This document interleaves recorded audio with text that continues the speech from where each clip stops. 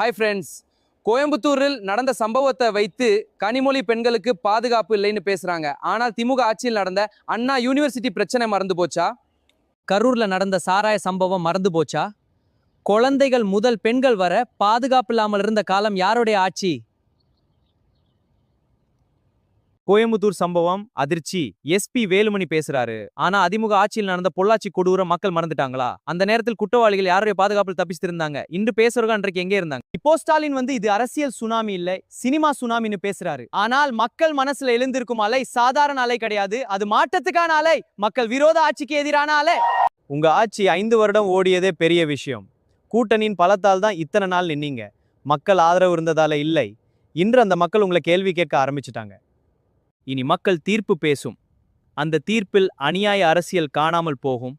மக்கள் மனசுல நிற்பது மாற்றத்தையும் புதிய தலைமுறையும் பேசும் தலைவர் தான். எந்த கட்சி என்ன பேசினாலும் சரி, இப்போ மாற்றத்தான் எதிர்பார்க்கிறாங்க. மக்களாட்சி என்றால் அது மக்கள் குரல். அந்த மக்கள் குரலாக இன்று தளபதி விஜயன் எழுந்திருக்காரு. இளைஞர்களின் நம்பிக்கை, மாற்றத்துக்கான முகம், மக்கள் ஆதரவு நாளுக்கு நாள் பெருகிட்டே இருக்கு. ஆனா ஒன்று, இங்கு குழந்தைகள் முதல் வயதானவர்கள் வர பாதுகாப்பு இல்லாமல் போய்கொண்டிருக்குது. தவறு செய்தவனுக்கு உடனடி தண்டனை கிடைக்க வேண்டும். அதுவும் குற்றம் செய்ய நினைப்பவருக்கே மீண்டும் அந்த தவறு செய்ய பயம் வரும் கடுமையான தண்டனையாக இருக்க வேண்டும். அப்போதுதான் குற்றங்கள் குறையும்.